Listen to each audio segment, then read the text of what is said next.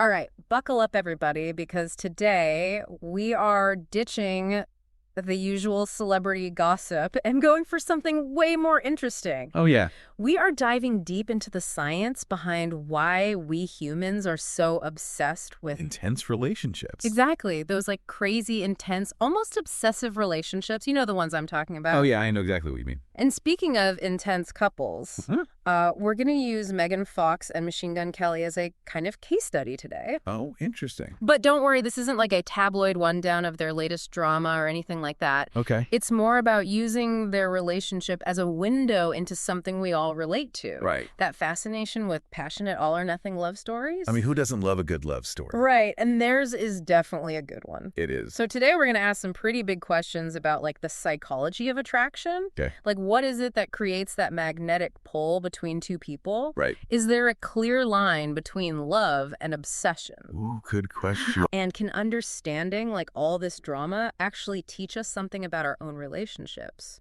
I think so. Okay, so let's break it down a little. First, we got to talk about love on a chemical level. Right. We've all heard about those love hormones, right? But what's actually going on in our brains when we fall head over heels for someone? Well, think of falling in love as this like chemical cocktail. Okay. And one of the main ingredients, especially in those early stages, is dopamine. It's dopamine. Exactly. It's a neurotransmitter that's all about pleasure and reward. Okay. And guess what? Triggers a huge surge of dopamine.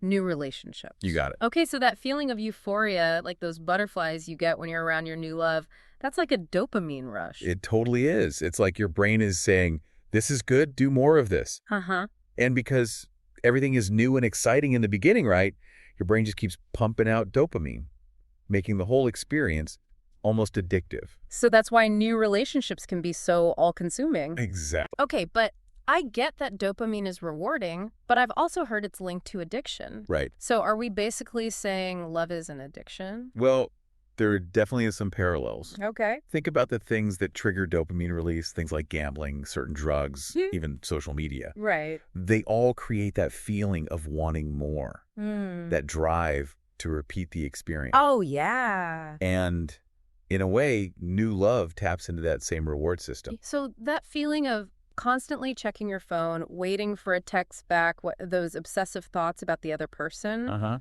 is that our dopamine system like going haywire? It's definitely playing a role, and here's where things get even more interesting. Okay. It turns out that unpredictability and novelty boost dopamine production even more. Really? Yeah, our brains are actually wired to crave the unexpected, and that's especially true in relationships. So that explains why we might be drawn to people who are a little bit unpredictable, Yeah. even if it's not necessarily the healthiest dynamic in the long run. Right? Think about those couples who have that super passionate on-again, off-again relationship. Oh, yeah. There's a lot of drama, a lot of uncertainty, For sure. and all that back and forth keeps those dopamine levels fluctuating, Yeah. which can be really intoxicating. Okay, so dopamine is definitely a big part of the story. Yes. But it can't be the whole story, right? Right. What about that feeling of deep connection, that sense of security and attachment you get in a long-term relationship? Well, that's where oxytocin comes in. Oxytocin. If dopamine is the spark, oxytocin is the glue that holds a relationship together. Ooh, I like that. It's released during moments of physical touch, intimacy, and bonding. Okay. And it creates that feeling of trust, closeness, and emotional connection. So dopamine is that initial rush of excitement, and oxytocin helps build a more lasting bond. Exactly. Yeah. And these two hormones often work together. Oh, okay. Think about it. You meet someone new, Yeah. you're flooded with dopamine, Yeah. and you crave more of that connection. But then as you get closer, you start releasing oxytocin, which strengthens that bond and makes you feel safe and secure with your partner. So it's like a two-step process. Dopamine draws you in, and then oxytocin keeps you there. That's a great way to put it. Yeah. And this interplay between dopamine and oxytocin is crucial for understanding the dynamics of any relationship, Okay. from those whirlwind romances to long-term partnerships. All right, so we've got dopamine for the spark, oxytocin for the glue. Yes. But I have a feeling there's another chemical in this love potion we're brewing. Hey. Tell me about adrenaline. Okay. I thought that was the fight or flight hormone. It is. But adrenaline can actually play a surprisingly important role in attraction and bonding. Really? Yeah, think about it. You go on an exciting date. You do something adventurous together. Huh? Those experiences trigger adrenaline, and that can actually enhance your connection with the other person. So going on a roller coaster or seeing a scary movie on a date could actually bring you closer together. Exactly. Research shows that couples who share novel and exciting experiences tend to report higher relationship satisfaction. It's like that shared adrenaline rush creates a special kind of bond. So maybe that cliche of the couple who falls in love while skydiving isn't so far-fetched after all? Haha, maybe not. But of course, there are healthy and unhealthy ways to get that adrenaline rush. Oh, right. It's one thing to bond over a shared adventure, but if a relationship is constantly fueled by drama and conflict, that's a different story. That makes sense. Okay. So we've got dopamine driving attraction, oxytocin building connection, and adrenaline adding a bit of spice. And when you put those three chemicals together, you've got a pretty potent recipe for intense relationships. Exactly. And that's why it's so fascinating to look at couples like Megan Fox and Machine Gun Kelly. Their relationship seems to be full of all those elements, passion, excitement, and a touch of the unpredictable. So are they just masters of manipulating these brain chemicals to create this intense bond, or is there something more to it? That's a great question, and it leads us to another layer of this whole dynamic. Okay, so we've talked about the chemistry of love. Right. All that dopamine, oxytocin, and adrenaline that can create such powerful attraction. Yeah. But I'm guessing there's a whole psychological side to this too, right? I mean, some people seem way more drawn to drama and intensity than others. Oh, absolutely. It's not just about the chemicals. Right. Our personalities, past experiences, and even cultural influences play a huge role in shaping our relationship patterns. So how do we explain why some people seem to thrive on those roller coaster relationships while others crave stability and peace? Well, one concept that's really helpful here is something called limerence. Limerence. It goes beyond just having a crush. It's that intense, all-consuming infatuation that can almost feel like an obsession. Limerence. Okay, Yeah. I've definitely felt that before. It's like you can't stop thinking about the person you analyze every interaction. You're constantly checking your phone. Exactly. And it's not just about the excitement. Limerence often involves a kind of emotional dependence. Oh. Your mood completely revolves around the other person. If they're happy, you're on cloud nine. If they're distant, your whole world crashes down. That sounds pretty intense, and not always in a good way. Right. So how do we know if we're just experiencing like a normal level of infatuation or if it's tipping over into limerence? One key sign is that your thoughts and behaviors start to feel out of control.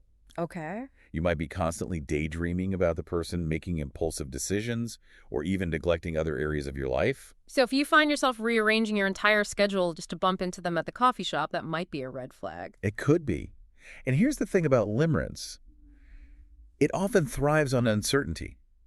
The highs and lows, the push and pull that actually keeps you hooked. Okay, that makes sense. It's like our brains are wired to crave that novelty and unpredictability, even if it's causing us emotional turmoil. Right.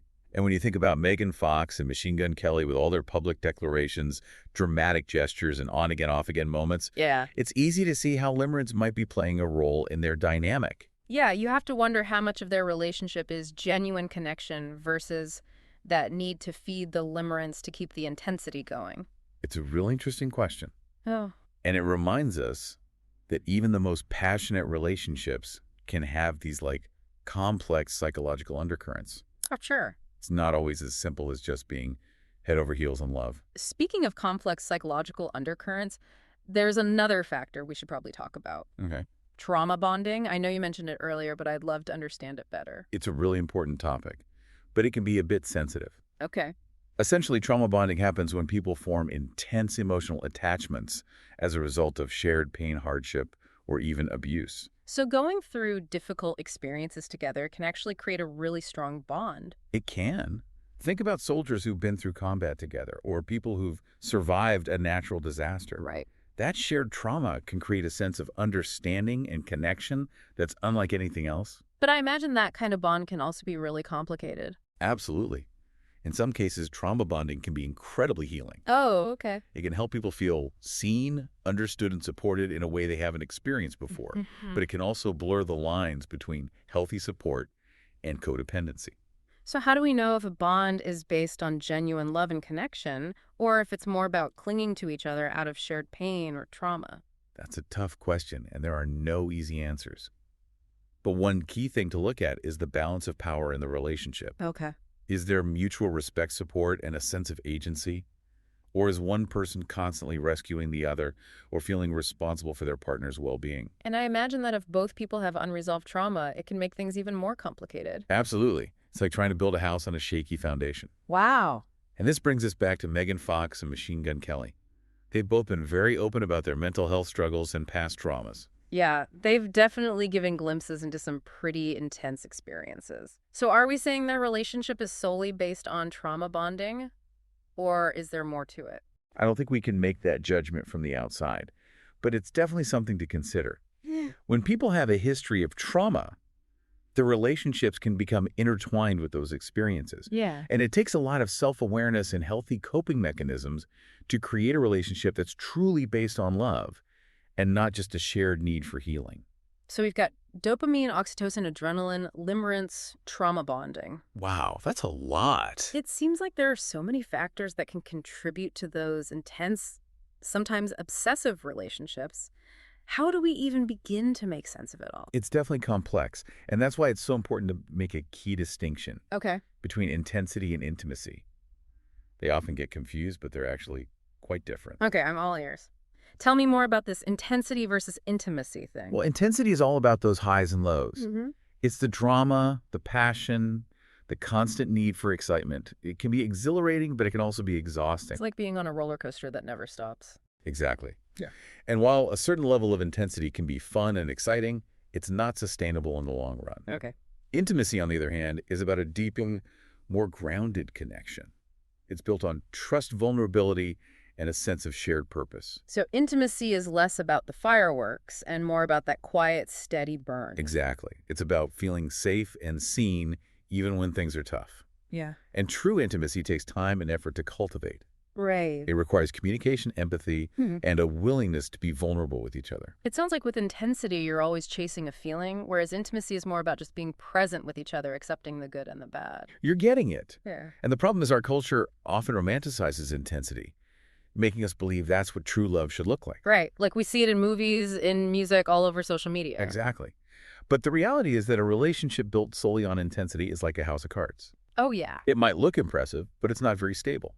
So how do we find that balance? Can we have both the passion and excitement, Andy, that deep sense of connection and security? That's the million-dollar question, isn't it? Yeah.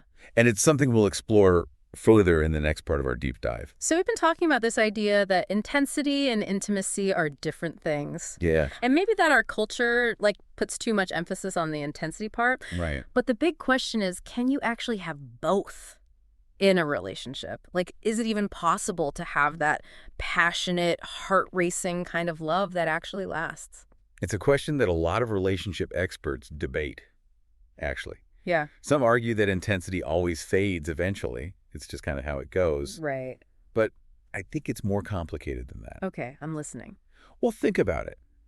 Intensity is often fueled by novelty, right? By that, thrill of the unknown. When you first meet someone, there's so much to discover, so much to be excited about. Yeah. But as you get to know each other better, that initial mystery kind of disappears. So that's why the honeymoon phase eventually ends. Exactly. And it's not necessarily a bad thing. As the intensity fades, you have this opportunity to build something deeper, something more sustainable. But doesn't that sound a little, I don't know, boring? Like trading in those fireworks for a cozy fireplace? It doesn't have to be boring at all. Yeah. I think we need to redefine what we think of as passionate in a relationship. Maybe true passion isn't about constant excitement and drama, Okay. but about that deep, unshakable sense of connection and intimacy that lets you truly be yourself with another person. So you're saying that feeling of complete safety and vulnerability with someone that can be its own kind of passion. Absolutely. Think about those couples who've been together for decades and they still have that spark in their eyes. Yeah. It's not the same intensity they felt at the beginning, Right. but it's a deeper, more mature kind of passion that comes from shared experiences, mutual respect, and a deep understanding of each other. So instead of being afraid of losing that intensity, maybe we should see it as a chance to build something even stronger. Exactly. It's about shifting our focus from chasing that high to really nurturing the connection. Yeah. And that takes effort, communication, and a willingness to grow together. It's like instead of trying to get back that initial spark, you're creating a whole new kind of flame. I love that analogy. And when you think about Megan Fox and Machine Gun Kelly, Yeah. it makes you wonder, can their relationship evolve beyond that initial intensity? Can they build a foundation that can actually survive all the ups and downs that every couple faces? It's almost like they're doing this big experiment in love right in front of the whole world. Yeah, And whether they succeed or fail, there are definitely some good lessons we can all learn from watching. absolutely. Their story reminds us that there's no one right way to have a successful relationship. Hmm. What works for one couple might be a disaster for another. Right. And in the end, it's about finding what works for you and your partner and putting in the effort to build something meaningful and lasting. Well, there you have it, folks. We went from celebrity gossip to a deep dive into the psychology of love, That's right. exploring all those fascinating things that shape our relationships, the brain chemicals, the personality traits, the cultural influences. A lot to think about. It is, and I hope this has made you think about your own relationship patterns, what your needs are, and what you really value in a partner. Me too. Before we go, we want to leave you with one last thought to think about. We've been talking about how that initial rush of dopamine fades. But can you really have both intense passion and long-term stability in a relationship? Or are those two things just impossible to have together? Let us know what you think. Hit us up on social media and let's keep talking about it. Until next time.